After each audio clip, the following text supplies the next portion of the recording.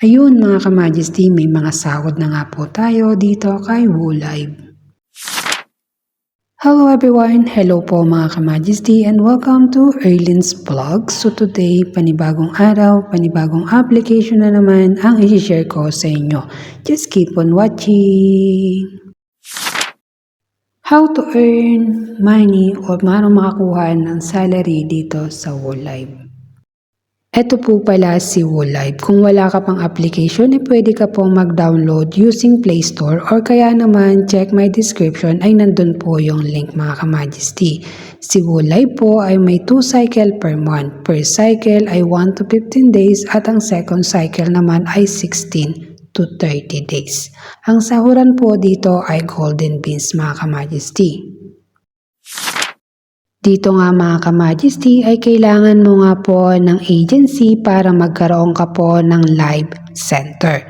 So dito rin po sa agency nagwi-withdraw ang mga user o ang mga host na nagtatrabaho kay WooLive.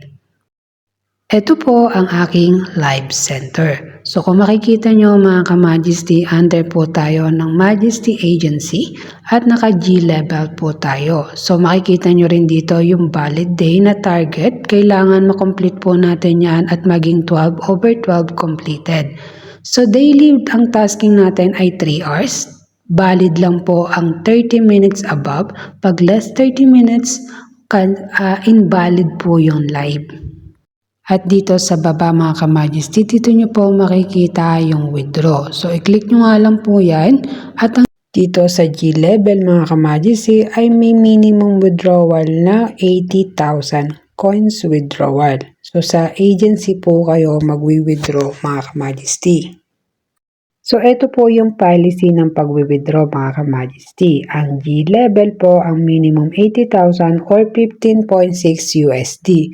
At ang other level naman po minimum 50,000 ay 9.77 USD. So mga ka-Majesty, dito po bawat punishment o bawat violation mo ay may deduction po sa $18 na sasahurin mo. So example guys ay meron kang level 1 o warning less 10%, so deduction po yan sa iyong salary.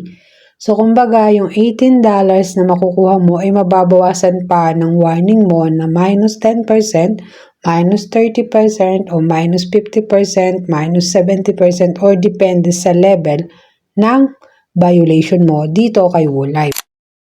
The basic salary dito mga ka-Majesty ay golden beans. Then of the previous period is sent on the first day of the next period. So sabi ko nga ay 2 cycle lang si WooLive, isang 1 to 15 at ang 16 to 30 days. Then mga ka-Majesty, sa host wallet nyo po makikita yung sahod nyo dito kay WooLive. And then WooLive is not a self-withdraw platform. Host withdrawal paid by agent and then agent withdrawal paid by admin. Yang golden beans mo mga ka-Majesty o yung sinahod mo ay pwede mo na yan exchange into coins withdrawal. So una, click nyo lang man po yung exchange mga ka-Majesty and then dito kayo mapupunta. So dito mga ka-Majesty, exchange nyo lang sa lahat. Pwede po kayong mamili kung exchange for diamond o exchange for coin dollar. So syempre coin dollar dapat ang pipiliin nyo para mapasok siya sa withdrawal. So ito mga ka-Majesty, dito po kasi ay maraming nalilito sa exchange na to. Basahin nyo lang po yan mga ka-Majesty para mapunta po sa withdrawal ang iyong golden beans. So 1 gold beans is equivalent for 1 coin or 1 diamond. So kung ano yung exchange yung mga ka-Majesty ay ganun nyo rin yung marireceive. Kung diamond po yung napili mo, kagaya na to mga ka-Majesty, ay i-send trade mo na lang po siya para mapasok po siya sa coin withdrawal. At yan nga po ang update natin for today's video mga ka-Majesty and thank you for watching. So $18 po yung nare-receive just in case na wala kang violation dito kay WooLive.